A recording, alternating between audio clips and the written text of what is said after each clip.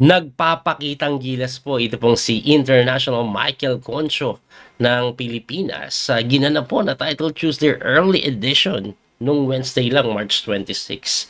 Kasi po, tinalo niya round number 3 si Aryan Tari. Eto matindi. Round number 4, tinalo niya po si Christopher Yu, Grandmaster yon from US, Young Chess Prodigy, na nag-champion na din po sa Title Tuesday. At dahil nga po leading si Concho with 4 out of 4, round number 5, eto na. Makakaharap niya na po yung pinakamaraming titulo dito sa Title Tuesday na si Grandmaster Hikaru Nakamura. Si Hikaru 3.5 out of 4 lang. Lamang po ng 0.5 si Michael Concho. Kung tatalunin niya to si Hikaru Nakamura po, napakatindi ng mangyayari. At ang ginawa ko po, ni-record ko po ng live yung kanilang laban. Ayan po, nagsimula na. Pero i-adjust ko, yan po yung kanilang naging opening. Alright, so medyo makunat. Double Pianchetto pareho. Oh, double Pianchetto lang po ang nangyayari ngayon. Nag D3 lo. Ang kunat to, parang ano lang, no? King's Indianan lang. Double Pianchetto. Ay, kinapture lang. Kinapture lang ni Poncho yung F3, no? Tapos in F5 or F4 lang ni Hikaru. Nagkasing lang si Concho. Inatake yung Torre. Dinipensahan by playing D5. Tingin ko magsa-solid approach lang. Ayan na nga po, nag-E6. Knight lang po sa D7 or D2. Develop, mali ako ng notation lagi. Anyway, nag-C5. Kinokontrol ni Concho yung gitna at according sa engine evaluation, slightly better daw po ang puti. Pero close to equal naman. Ang time control po nito, 3 minutes plus 1 second increment. Si Hikaru Nakamura, one of the fastest yan sa buong mundo, or actually, naging number 1 yan maraming beses sa Blitz rating. Pero pagdating sa online, mas dun po siya kilala dahil sobrang bilis, sobrang galing nito sa mga online game na tulad nito. So, Concho, nag-knight lang po sa E7, pinapalit ng Rook E1 lang para depensahan. Tumalon yung kabayo sa may D4, napakaganda nun. Pag gumalaw yung Reyna, kakainin yung kabayo sa E5, libre yun. So, persado, tikman yan. Ayan, kinain na nga ni Hikaru, tinakes at bumalik lang yung kabayo sa F3. Rook lang po sa C8 at lamang dito si Concho. Kasi may pressure po sa C2 pawn. Ito pong si Michael Concho, pipilahan niya yung C-file ng mga tore. Ayan, no, tingnan niyo po yung evaluation ng engine, no. Clearly better for the side of black. Nangingitim eh. Nangingitim at hindi lang yun. Ang kagandahan pa dito, lamang din sa oras si Michael Concho at ayan na nga po, nag-Rook C7 na, dodoblehin yung kanyang tore dyan. Nag-A3 lang si Hikaru. Bakit? Para siguro mag-B4 or para hindi makapunta yung Reyna sa B4. Tingnan natin kung anong gagawin ni Concho. Nag-Rook na nga po sa C8. Lamang pa rin ng konti sa oras si Concho dito. Pero Hikaru mabilis tinira yung Rook A2 para depensahan po yung pawn na nasa may C2. So, Hikaru, magsosolid lang siguro dito, no? Solid-solid lang. Obviously, lamang pa rin po si Concho, pero yung oras dumidikit na. At kilala po si Hikaru Nakamura pagdating sa pabilisan, matindihan. Oh, nag-rook lang po sa C3. Idea po niyan, magna-knight po siguro sa C5, knight takes D3. Nakapin po kasi yung Torres sa C1. Ganun siguro gagawin yan. Ano ang gagawin dito ni Hikaru? Umatras yung Reyna para depensahan yung kanyang tore. Ang tanong, pwede pa rin ba knight C5? Ah, hindi. Pag knight C5, ano lang, no? Kahit mag-rook B1 lang. At nag-knight B8 eh. Pero nag-rook B1 pa rin. Nag-knight A6, doon pala iikot yung kabayo ni Concho dito. Lamang pa rin si Concho ng konti sa oras. Lamang pa rin sa posisyon si Concho pero konti na lang. Medyo nakaka-recover na daw. Puro delayed daw yung tinira ng kabayo for some reason according to engine. Tingnan natin mamaya no, kung ano mga best move dyan. Anyway, B4, bumabalik. Magna-knight B5 siguro ito. Pressure po sa pawn sa may A3. Oh, pero hindi pinansin. Nag-knight lang po sa may F3. Develop din. Magna-knight B5 na ba itong si Concho? Tingnan po natin. Nag-iisip si Concho dito, lamang pa rin po siya ng konti sa oras. Akalain mo, nilamang na niya si Hikaru sa oras. Noong nakaraang nakamatch ko yan si Hikaru, binugbog ako eh. Pero nanalo ko 2. Close fight. Kasi ang panalo ko, 2. Ang panalo niya, 2 din. Pero may kasamang 0, 20. Bugbog sarado. Ang score is 2.5, 23.5. Ganun ang nangyari. Anyway, ayan na po. Nag-A4 pagkatalo ng knight at papasok yan. Hindi pumasok. Akala ko magda-knight A3. Umatras lang. Bini-5 naman ni Hikaru. At according sa engine, slightly better pa din po ang ang white, ang black, I mean.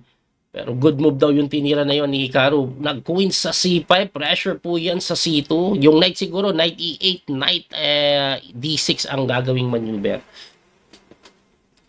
Napapaisip pa rin si Hikaru, pero dikit na po yung oras. In H4 lang, grabe atake. In H5 naman, in-stop na agad ni Concho yung possible attack. Tumira ng bishop H3. Gusto ba mag G4 dyan? Gusto ba mag G4? Tingnan natin kung anong gagawin. Nag-rook lang po sa may B2 to defend that pawn on C2, no? Inaatake. Magna-knight D6 na kaya si Concho dito? Hindi, nag-rook lang sa A3. Pinapalit yung tore na dinipensahan lang. Oh, ayan, nagkapalit-palit na. Tumalon yung kabayo, nag-knight G5. Tumalon din kabayo ni Hikaru. Nag-queen sa C6 ay ipapalit yung reyna. Ipapalit yung reyna na hindi pinansin at nag-sacrifice lang po sa may E6 si Hikaru. Pagka pawn takes mo, bishop takes, nakatreten kasi yung tore sa C8. Yun ang plano.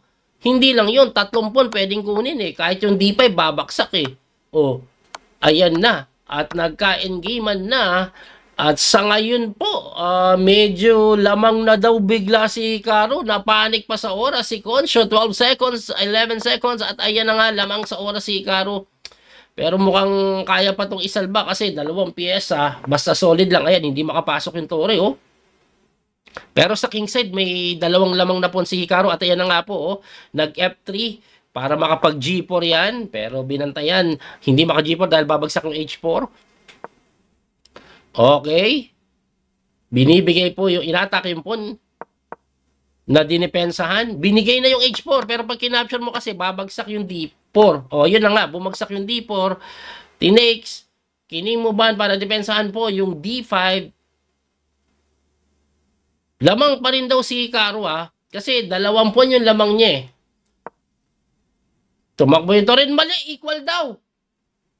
Hala. Paano mo didepensahan yung pawn? Ayun, tinulak para madipensahan. Pero walang oras si Concho, 8 seconds eh. Pero equal pa daw eh. Ayan, lumamang na naman. Panic time kasi. Bishop C5, depensa. Knight check, malamang. Knight D6 na nga. O, ikot yung kabayo. Ayun na nga, iikot na yan. Magna Knight F6 yan. Okay. Takbo. O, takbo ulit yung kabayo. Iikot-ikot lang. Iikot-ikot lang yan. Pero alanganin, ayan na, nakatulak na yung pawn, magkakapas pawn. Ayun pa nga, naitulak na ng gusto. Rook H1 nata Hikaru Di ba pwede Rook H1?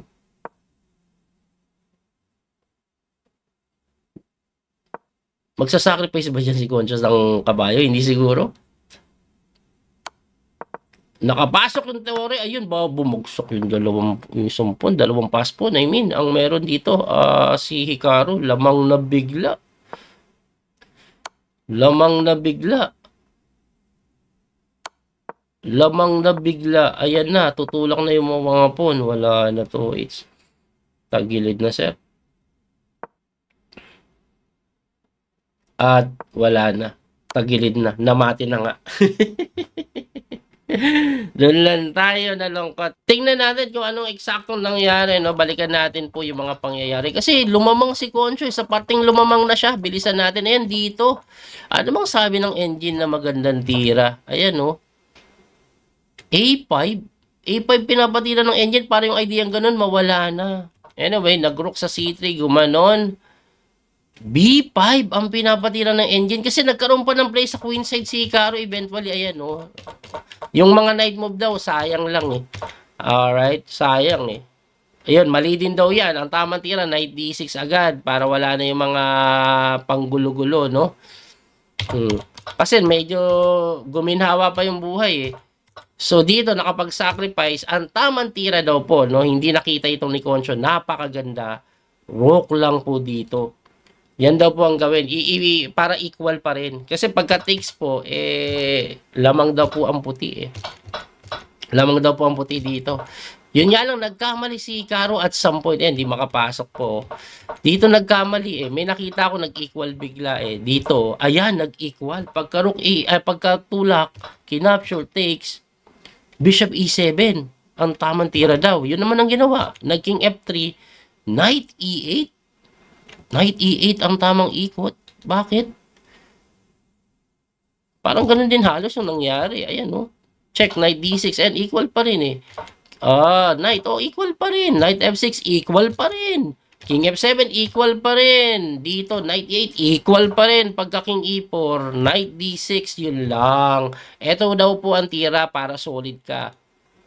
Ayun. Kaso tingin ko nag-alangan sa pasok Kaso pagkapasok, Knight F5, may threat po na ganyan. Yan daw ang pang-equalize. Yung palang pang-equalize, kaso makikita mo pa ba yan? 8 seconds ka na lang. Anyway, ang ganda ng game performance na yun ni Michael Concho, no? At after po ng laban niya na ito, ang sumunod na nakaharap niya, isa na naman pong malakas na Grandmaster, si GM Shamsidin Bokidov. Ayan, member po yan ng Team Uzbekistan na nag-gold sa Olympiad. Malakas din po na Grandmaster at natalo ulit si Concho. Ang final standing po ng torneyong ito po. Champion si Dennis Lasabic, second si Duda, tapos sumakarian batang IM second place si Caro Port at tapos si Grishuk pang pip. Si Grishuk tinalo niyan si Daniel Kisan round 4 ayan Napanood ko yun Anyway, asa naman pala si Michael Concho pang ilan ang mga Pinoy? Yun, pang 95. Out of 600 ata kasali. Anyway, sana po nag-enjoy kayo at may natutunan.